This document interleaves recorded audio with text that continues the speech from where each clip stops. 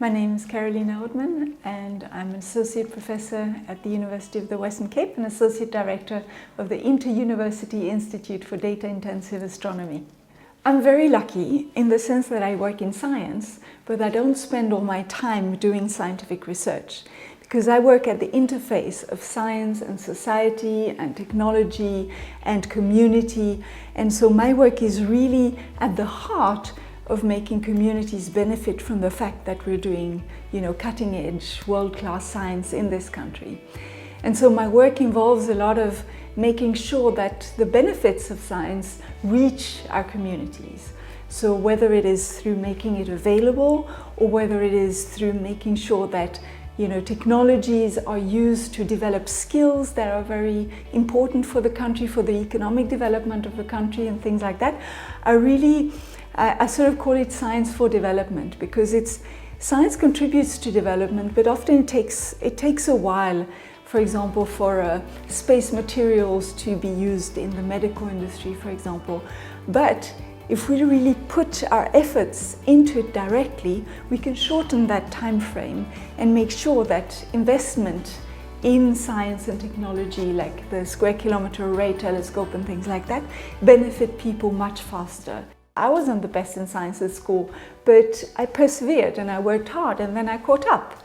And it really is 90%, sticking with it. It's not just about being gifted. So I wanted to create this resource and I wanted it to be relatable. So instead of writing down what you need to know to become an astronomer, I went and asked some of our young astronomers and our graduate students. And I thought, well, now I have this resource in English, why shouldn't I just translate it into all the South African languages? Very quickly I realized that there's no word for astronomer in a lot of the African languages. And so I was introduced to the team in the Xhosa department at the University of the Western Cape, and we started working on translating this resource into isiXhosa. I also had colleagues who translated it into Sotho, into Setswana, Afrikaans, and we're trying to get many more languages. The next language hopefully will be Zulu. I am Zulile Tiwani.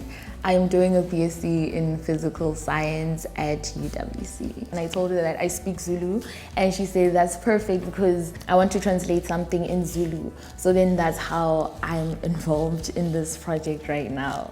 I had a high school teacher, and until then I was interested in science, but I didn't think it was something that I could do. I thought this was something for really smart people and for guys and things. And our physics teacher one day just took us through E equals mc squared, which is Einstein's equation, and that equation sort of symbolized everything that I could never reach. And he just explained it in a way that we could understand. He made us add up the mass of 2 hydrogen atoms and compare it with helium, and there was a little bit missing. And we're like, what is that? And he said, that's the energy that binds them. And suddenly I realized that, oh my word, I can understand something that I thought was way beyond me if I study physics. And then I was hooked. So my first degree was in physics, which is the general science of everything. And then I specialized in astrophysics. So this is astronomy and the physical phenomena that happen out in space. So I was born in Switzerland and I went to school in Switzerland. And then right at the end of my PhD, I had a bit of bursary money left. And there was a professor in Cambridge who had just started the African Institute for Mathematical Sciences in Muizenberg. And he told me just in passing like that, oh, why don't you come and spend a month with us? So I came to South Africa and I spent a month here and it changed my life. So what I would like any learners today to remember is that nobody's journey is straightforward. I have had lots of setbacks.